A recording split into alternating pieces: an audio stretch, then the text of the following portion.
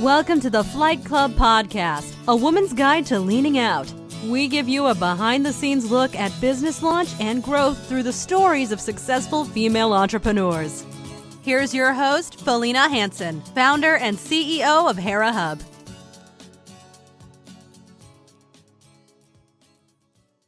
Hello and welcome. I am excited for my conversation today with Jeanne Rawdin. She has more than 30 years of experience as a journalist, a video storyteller, and a writer.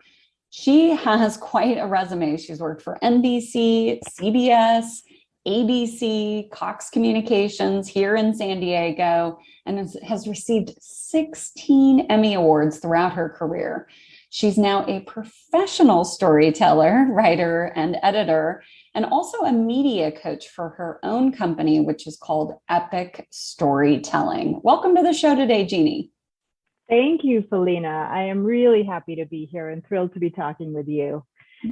Wonderful. Well, I'm excited to dive into your story. We are going to spend some time getting to know you and talking through your amazing background. Before we get into your career path, where are you originally from? Where did you grow up, Jeanne? I grew up in Connecticut, so I'm an East Coast girl. Yeah, I grew up in New England, and I do not miss the weather. I will tell you that much. I do miss the history of the East Coast, but yeah, I came out here a little after college. I was trying to figure out what to do with the rest of my life. I was considering law school. I was considering book publishing. I had a girlfriend who came out here before me, a high school girlfriend, and she was trying to get all of us to come out and live with her. She was here as a physical therapist and wanted to stay, and I was the one person who said yes. And I came out, and I felt like I was on vacation here for the first year because everybody's out in the sun and the sand, and it just felt very festive in that way, very vacation-like. I did end up going back. I did get into book editing. I moved back to New York City for several years, and then I moved back out here again. And I knew that second time that I would stay. Yeah. Yes, you're right. San Diego does feel like paradise. I totally understand. Yeah. Awesome. Well, let's talk about that career path when she moved back out here to San Diego. What was your first role here? Yeah, when I moved back out here, I wanted to continue in book publishing, which is what I did. And it was kind of an easy transition because part of what the role I played as an editor, I could take freelance gigs on the road. And I could actually, when I traveled out here, I was still doing some book editing. But I did get a job at HBJ, which no longer exists as that, but it stands for Harcourt Brace Jovanovich. They did a lot of scholastic type books, test preparation books, and that was sort of the beginning of my being a book editor. And I did that for a few years before I decided I wanted to go back to New York City, to the mecca of book publishing, really.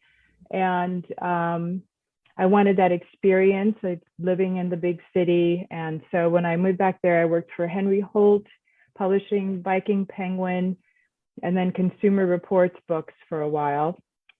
And while I was there, I had a friend who was back in San Diego and just said, I could really see you working in television news. And I was a good writer.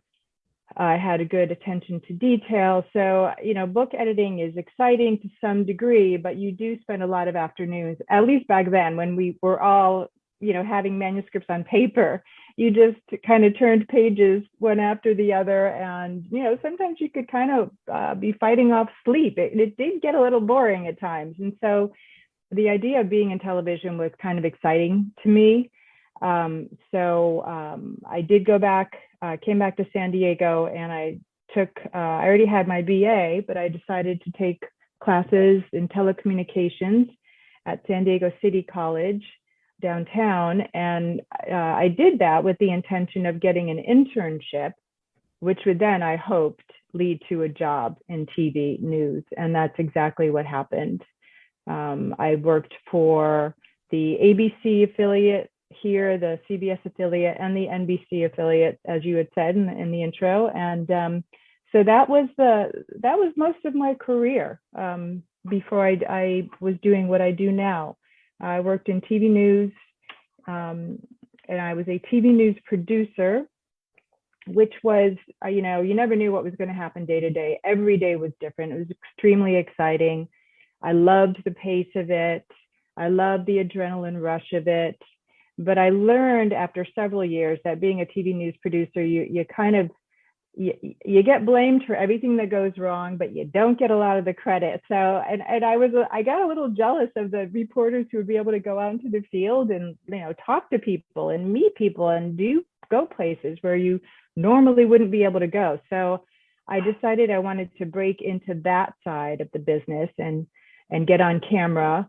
And I started out as a weekend reporter. I remember they paid me $100 a day, and I thought that was just the most fantastic thing in the world, because I would have done it for free. That's how much I really wanted to get out there and just be a part of that world. And it was very different than sitting behind a computer. I'll tell you that. There are many times my heart would be beating so fast when you're about to go live, and you want to make sure that you remember all your lines and you remember the name of the person you're about to interview, and you're listening to what the person you're about to interview is saying as you go along the interview. I mean, there are so many things to consider when you're a live TV reporter, but I really loved that challenge.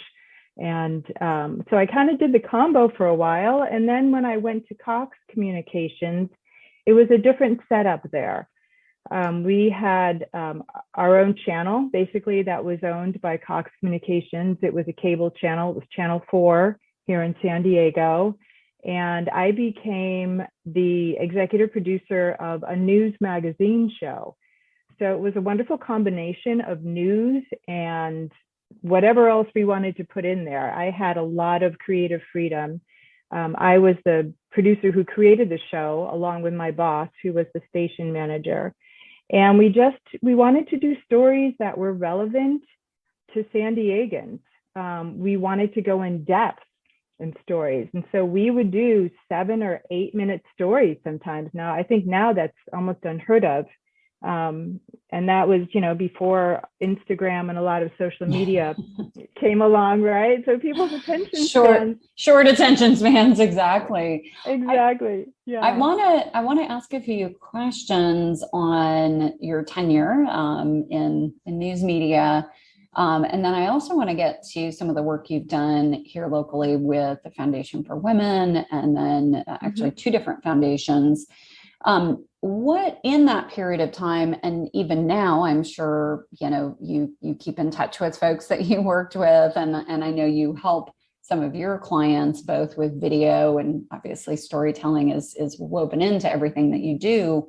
How has the landscape of news media changed throughout your career? Oh gosh, it's changed so dramatically. I'd say now there's a lot more knee-jerk reaction, I'd say, to things. And because of the proliferation of the internet, that just changed everything. Because, you can pick up a story and kind of change a few words and call it your own, put it on your blog, or there's just a lot of, sharing information on one hand is really wonderful because you're imparting a lot more information to the world. But there's also a lot of copying, especially during the recession. I can give you examples where investigative journalism just went down the tubes. Nobody wanted to pay for that. Investigative journalism takes money and it takes time. So I definitely saw that trend happening where there was just nothing being investigated anymore. A lot of stories just duplicated. And, now because there are so many facets of imparting information, reporters, not only do they have to write a story or be live with their story, they have to, write a blog about it and go on the website and, make a longer version and a smaller version. And the job has become much more complicated and multifaceted. But, like anything, it has its pros and cons. So I think I still long for those days when you sort of, look for the truth and discover, fraud or, things that are sort of standing up for the little man and doing the right thing. And that was really important back in the days when I was in television. And today, I think it's much more entertainment oriented, and you just don't see that very much. Yeah, absolutely. I know. Even the outfits of folks on local network news are like, okay, what are we doing here, people? Anyway, so I digress. I do want to, obviously, we'll talk about your business and who you serve and what you do, but I want to touch on, you worked for several years for two different foundations here in San Diego, as a communications director for the Foundation for Women, and then another organization, TKF, helping students overcome violence. Talk about those two roles and how is that transition out of media news? Yeah, so Foundation for Women, I met the CEO and founder of that organization while I was in news. We did several stories on a woman named Deborah Lindholm, and I was so fascinated with her story. She created microcredit programs for women living in lower income countries like Liberia, and those programs are still in existence today. And we actually ended up doing a whole documentary on her. And I was so passionate about her cause that when basically our show got canceled at some point because of the recession, I kept in touch with her and she asked me to come on. And I really wanted to fill that role because I felt strongly about helping other women. And there was a lot of storytelling to do. A lot of stories to be told. It wasn't just women in Liberia, it was also women here in San Diego who wanted to start their own businesses. And so they would be given these very small loans of maybe $200 and they would pay them back incrementally. And they always paid them back. And then the exciting part was to see their businesses grow.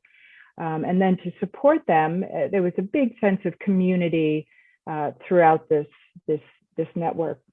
So I was in charge of not only writing a lot of the content for the website, and we published a book, but also a lot of the videos that we showed at events and for the website. And it was powerful stuff. And I really enjoyed that role very much.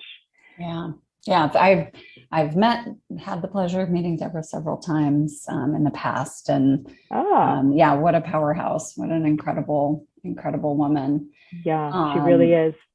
Yeah. And then talk about TKF as well and the work you did there. Yeah, TKF stands for the Tariq Kamisa Foundation. And again, a very powerful nonprofit. I was executive director of this nonprofit. And the story was an incredible one. And again, I learned of this story when I worked in news, and we covered this story. All the stations covered this story in depth because it was just such an inspiring story. So it was basically the grandfather and the father of two young men who came together to start this foundation. The grandfather was the guardian of a young man who became a gang member. And the father, his son was going to college, I believe at San Diego State, and as a side job, he was a pizza delivery guy. And the gang member came and delivered pizzas, but basically it was a setup so that he would, the gang member was there to accept the pizzas, but it was a setup. They wanted to get the pizzas for free.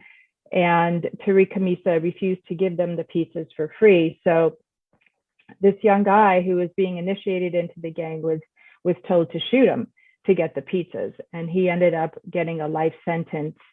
And the amazing thing is that these fathers came together in peace and forgiveness and love, and started this organization to help other kids who were considered at risk of going through the same cycles of poverty and violence and gangs and ending up in prison.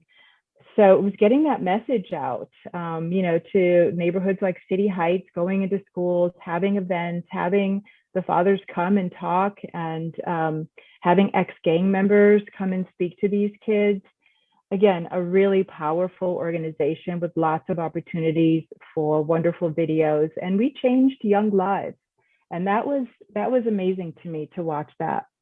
Yeah. Wow. Such important work. That's incredible. I definitely want to connect you with one of our members in Serena Valley that's doing some gang prevention work as well. She's starting an organization. Oh, really? Yeah. I'd love to talk to her. Yeah. Wonderful. Well, I want to make sure we have time to talk about your business, of course, which you've had for quite some time. I know you've done some work for UC San Diego and for the County of San Diego, all along the lines of this work you've been doing through your entire career. Let's jump to present day. You've had your business now for almost 12 years. Talk about some of the work that you're doing now, the type of clients you work with, and what you do for them. Sure. Yeah. And I've kept my business kind of on the side for many, many years, doing freelance work, whenever it came up, whenever the opportunity arose. But in the past year, I decided really to get serious about this and to, make it my focus and priority. We changed the name to Epic Storytelling. I have a videographer partner now, and the two of us work very closely and just really telling stories about entrepreneurs, new business owners, which of course there are many at Hera Hub. We really have concentrated on women's stories because I personally believe that a lot of women's stories have not been told, and so I kind of gravitate toward that. But it really is just being able to use the power of video to help people connect with other people. And I think, video storytelling can really build a reputation for a company, build that branding, that identity, and it's a wonderful way to share. It's so much more powerful than the written word. So that's why it's an LLC. Got serious about it this year, and we are looking to the new year and have a lot of hope to bringing new clients and telling new stories. That's awesome. And you work with some folks in the publishing side of things as well, right? Yes, I have a lot of different types of clients. I also work with authors. One of my other roles is to be a writer's coach. So I work with authors and developmental editing, and I've helped people with their book proposals, just kind of wherever there's a need and people have reached out to me. But I also do videos with authors. So when someone has published a book, they want to make it into a film, or they just want to get it out there more on social media or put it on their website, I do videos, just authors talking about how they decided to write this book, what the book's about, why they're passionate about this particular topic, or if it's a memoir, a little bit about themselves. I work with authors a lot too these days. Love it. Awesome. What are some of the things you're excited to work on in this upcoming year? Oh gosh, well, we are branching out to get into the real estate market. I think realtors are just a wonderful market where their stories can be very personal, and it could really set a realtor apart from their competition, because as we know, there are a lot of realtors out there, and especially in San Diego, and it's such a big market. So it's just a way, again, to personalize someone's story so that someone can look up their website, see them on video, and feel like they're getting to know them. It's more of a engaging process when someone can see you on video. So that's one market we're tapping into. We want to continue to reach out to new business owners and help them really brand and connect with their potential clients and customers. And, really, Felina, whatever comes our way, it's really just all about the storytelling for us. Love it. Love it. Yeah, there's so much power in video, as you just said. I mean, It really is, I don't want to overplay it, but it's so critically important for businesses. And what I see is so many, especially women, which is a big, segment of the market you serve, sometimes are not as confident as they should be. Yes. Behind the camera, or in front of the camera rather. Any tips for women who are listening that are like, I know I need to do video, but I hate doing it? Yes, because I come across this all the time. You are so right in saying that. Everyone thinks they look bad on video. Everyone thinks, oh, I can't do video. I hate my voice. I hate the way I look. But the thing is, when I do a video with someone, I act as a media coach, and I can help someone, write the script. I can give them pointers on how to present themselves, what type of language to use, keep it simple. I guess general tips would be keep it simple, talk in short sentences. Lighting is key. Lighting is very key. If you're going to try to do a video on your own, you definitely need good lighting. Obviously, I recommend professional lighting because that's what we do, and it makes a huge difference in how you present yourself. Clothing is important, jewel tones, not a lot of busy patterns on fabrics. Again, keep it simple. Don't wear a lot of distracting jewelry, because people's attention will be drawn to that and away from what you're saying. Keep hand movements to a minimum.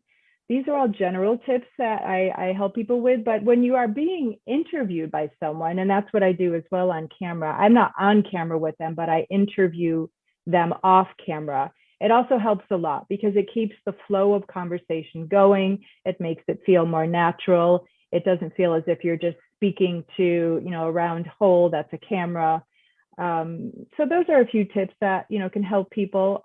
But for our business, that is part of what we do is it's really important to make people feel at ease and just be authentic. I think that's really the key, is if you are just yourself and honest and let yourself be a little vulnerable, if it takes a second take or 5 takes, that's okay. That's what people relate to. They don't want to see a polished version, some perfect version of a face, talking back at them. They really do want to see the human, person with their flaws, because everyone has flaws, everyone has vulnerabilities, and that's what we connect to. And those are the people that we want to do business with. Absolutely. Great advice. I love it. Well, if our listeners want to get in touch with you, Jeanne, what's the best way for them to do that? Yeah, they can reach out through our website, and that is at epic.storytelling.com. www.epic.storytelling. I'm sorry, not epic-storytelling. Okay. Got my own website wrong. Oh gosh. See, there I am. See, I'm being very vulnerable and laughing at myself. There you go. No, you're all good. You're all good. Yeah. epic-storytelling.com. Yeah. Awesome. Wonderful. Mm-hmm. Well, thank you so much for your time, Jeanne. Thank you, Felina. I really appreciated it. And I had fun. Thank you for joining this week's episode of Flight Club, sponsored by Hera Hub. We look forward to sharing more success stories with you soon.